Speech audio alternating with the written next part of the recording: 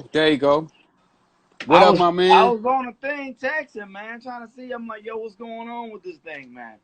Yeah, you know what? We've been having problems with this internet ever since I started doing this shit. I don't know what. They don't never want me to say my piece, Oh but yeah, I'm gonna do it anyway. that's how you got to do it, man. How's everything? Man, everything all right. We learning how to adjust being indoors. Oh yeah, Malcolm X said if they lock us up and put us in jail, we learn how to read and write. I did that.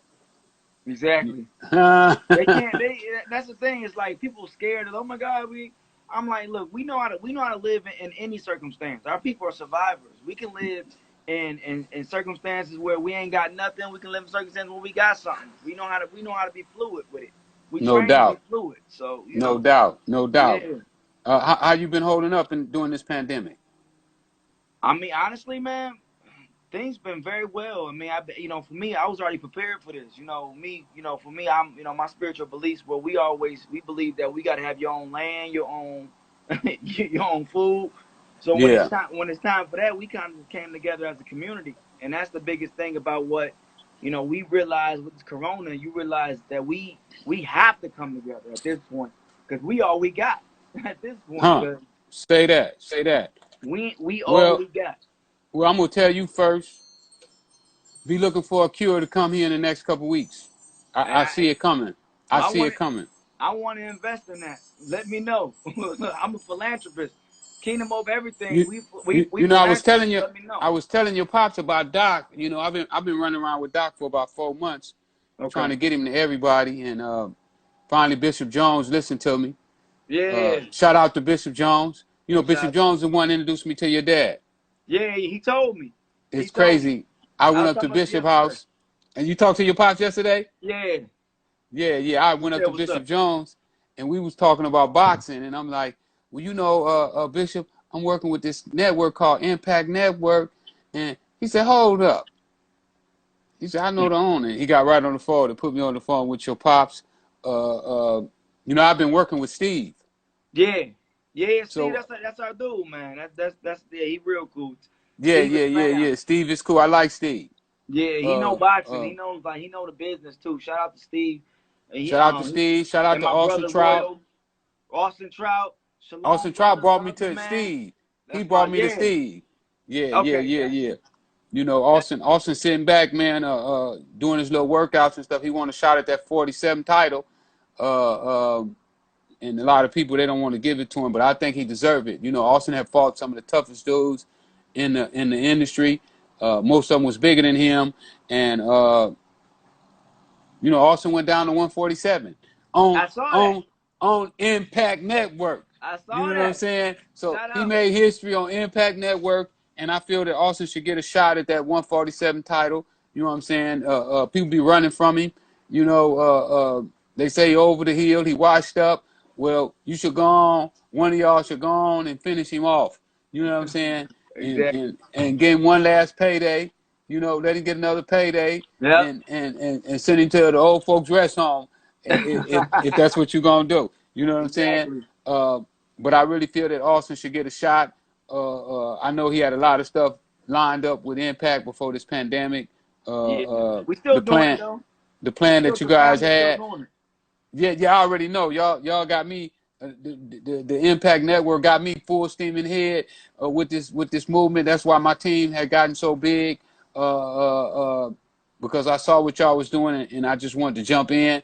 And I never had the opportunity to meet you, but Pops told me about you, and I've been hearing about you through the grapevine. And I just want to say that I'm thrilled to be sitting here talking to you, Appreciate it, and man. and hopefully me and you can get together, because your pops was talking about us doing a summit in Detroit right before this pandemic happened. Yeah. He was saying that he wanted to do something for the community, and I told him that I am the community man. I love my people. Yep.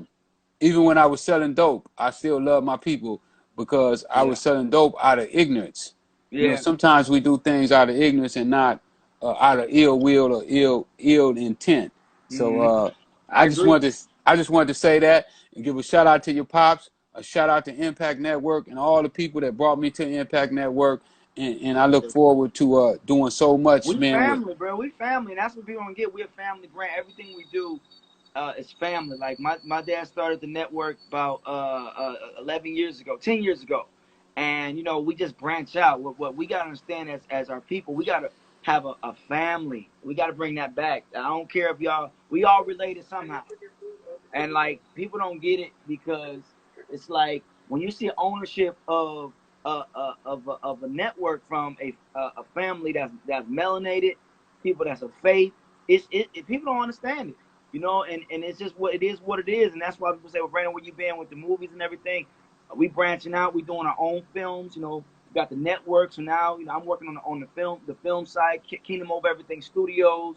We know we got the film, got Trap City coming out. You know, it's a lot of stuff happening. So I've been doing my films, raising money for movies, and pretty much working alongside on this and really like in the groundwork in the streets and in the you know, in the prisons and working and getting everybody together and understanding like we family. And that's what Kingdom Over Everything is about. It's a family brand. So I'm just an extension of my father with my brand too. So it's been a blessing, man. Been a blessing. no doubt, no doubt. But it's good to have a dad, the shaking and baking like what yours is. You know, when I look back at my life, I only wonder what my life would have been like if I would have had a dad that would have been steering me in the right direction. You know, when my dad became the streets.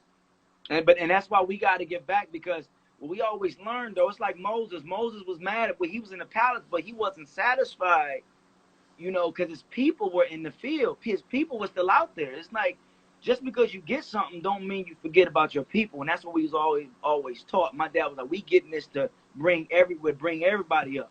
You can't bring everybody up, but you can try. But you never can have a part Well, of you know what?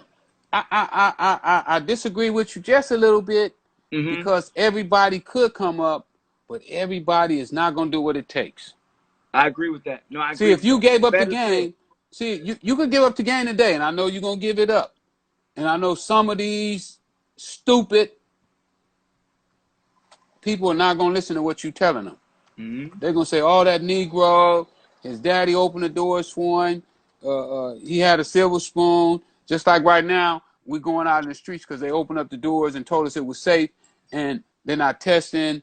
They don't know who got the virus. They don't know Mm-hmm. who don't have the virus. Mm-hmm. And why are we out in the streets? Why are we not playing it safe? Like me, when they tell us we can come out here in California, I'm gonna walk to the front door and I'm gonna do this here and I'm gonna look around Mm-hmm. and I'm gonna see what's going on. And if it don't look safe, I'm gonna slam my door back and get right Exactly. back on this couch. You know what I'm saying? Mm-hmm. With the dollar bills on the back Exactly. and do what But I've you been know, doing. it's funny because a lot of people say that. A lot of people in Hollywood don't know Brandon T. Jackson is Wayne T. Jackson's son. People don't put the two together. And being a lottery ticket, road bounds, all this stuff. You know, it's like it's one thing to understand, you know, the doors, the mentorship of it, but that's always frowned upon, you know, in the community, when we need to go back and always keep the mentors in the community, bring our people up. We have to. Absolutely, absolutely. I hate that. I hate when people come into money and they want to be like, nah, I ain't messing with my people no more. I'm the total opposite. You know, I'm like, you know, it's like you look at people, some of the characters I like, because I'm also a film guy, so I always love how Bruce Wayne didn't care about his money. He like, I gotta go help the people. I gotta go save the people. I gotta go Moses, people that grew up in Palace of David. It was always about the people. So if you don't have that and you don't really genuine with it, I'm saying then all your riches and all your stuff is in vain. That's the difference between certain people. They get money, start acting fine. I hate that. You Well, tell know, me what's the difference between a guy that got $1 billion and does nothing for the people and a guy that don't have no money, but he's out trying to help everybody. the difference between the guy that ain't got no money is better than the one with $1 billion all day, because it They don't call take they money. It they don't call him take a money. they call him Hmm. a hoarder. They call him a hoarder. Who? The one that has all the money Oh, and he's a does hoarder. nothing for nobody, That's exactly. That's but that's that's hoards his that's a money, hoarder. keeps it in the bank, and every time he does something, he has to make more money. It's a hoarder. He's a You know, hoarder. Yeah. the biggest thing that I learned with our people that we have to get over, and what's won't make especially black men unite, is the lack of covetousness, which means jealousy. Or when we learn that we all we got for real, we're gonna be strong. We're gonna be stronger than ever, because our unity. And they've been saying this, and I don't want to sound like a same speech we've been hearing since, the 70s, the 90s. Same thing. Unity. It's like I get that, but like the action of it, and that's why I love wanted to come on here too, because when I hit you up the other day, I'm like, look, I know you the community. I know, we got to bridge the gaps. We have to. We No gotta doubt. bridge the gaps in the community. So I'm like, Uncle Rick, you my uncle now. I'm saying, Uncle Rick, like, yeah, you fam, I ain't mad. I ain't you mad. I fam. love that. I love that So, because the uncle's supposed to be to a nephew a almost nephew, the same thing as the dad is. yes, You know what I'm exactly. saying? The Hmm. dad will probably go a little further than the uncle will go for his son than what the uncle will, but the uncle's supposed to go almost as far as the dad will go. So Hmm. that means that he would almost do anything for his nephew. Yep, you right. And I feel like that about my nephews, and I got thousands of them. Hmm. Everybody call me nephew, and I appreciate it, and I want to live up to that, to that. That's why I hit you. I hit you on the stuff we got going on. I'm like, look, man, I'm in Uncle Rick, man, because the thing is, it's like I seen you at different events and with Jamie Foxx and different people like at the concerts and stuff, and that they bring you on stage, everybody go crazy and stuff, and I was like, yo, and I was like, I want to work with him one day. I want to, it's something, and I knew you was doing a film about your life and stuff that was around Hollywood. People was talking about it. We still working on it. I talked to Kush, hit me yesterday, man, and he says coming out dope. But you know what I Wow. wanted? I wanted to be right though. This Yeah. film, because this film is so important to our culture and to me that I don't want it to come out half-assed. Yeah. You Yeah. know, I could have been. They offered me 800 some thousand. Wow. Chris Gotti and Irv Gotti had took me to Sony Pictures. Uh-huh. Uh, Somebody else took me to William Morris Endeavor. Mark Wahlberg. Yeah. Yeah. Mark Yeah. Yeah. Wahlberg took me to Endeavor. Whatever they call it. I don't know. But I went Yeah, I and know what met you're talking all about. those guys, and they Yeah. offered me money, but they told me that they didn't want me to be involved. Oh yeah, that's called the buyout. So Well, so so I, who so got I what was like, studio you got doing it now? we doing the independent. I'm working with Reginald Hutland. Good. I like Reggie. Well, look, That's my if that's y'all my got need man. any financing, y'all need any financing. That's what I do too. I raise money for films. We got a lot of stuff we got going on over here at Kingdom of Everything Studios. So, I can't say too much because I got a child support I case. understand. Don't put yourself in no You know what I'm trouble. saying? They be like, he got all that, but talk to me on the sidelines because I got Let's some do it. stuff Let's do it. that's And I gonna be. want to do. We working on a TV series too, and Oh, that's gonna go. we working on two reality shows. Yo, One reality show I really wish we could get on the network. It's called Street Bosses. oh, My what's man it Jimmy about? the Saint. Well, my man Jimmy the Saint from Philly came up with it. Me and Jim did time together, and Uh-huh. I mentored Jim Yeah. when we was in prison. Well, And now, not just yeah. Jim, a lot of guys, but Jim in particular. And Jim came up with the idea of, he said, Rick, why don't you do the same thing you did for all of us in jail for other guys that's getting out of prison? Mm-hmm. Where when they get out of prison, I meet them at the gate. We hand them a care package with their clothes, with their wallet, make sure Yeah. they get their driver's license, and then we walk them through everything that they're gonna need to do to get themselves back on track in society. And Mm-hmm. when he told me the idea, I loved it. A great We've been idea. working, yeah, we've been working on it a couple months now, but we need a home for it. I don't think it's gonna cost much Y'all to. need to do different. We'll talk about a format for that because y'all gotta look at formatting is everything. You gotta, man. Let me tell you something. I'm in my season right now, and I'm not saying that to brag. I'm saying that because we could do 10 to 15-minute episodes. That's the new thing. Because kids got shorter attention span. So Right. it lowers the budget. So you can do like 10 episodes or whole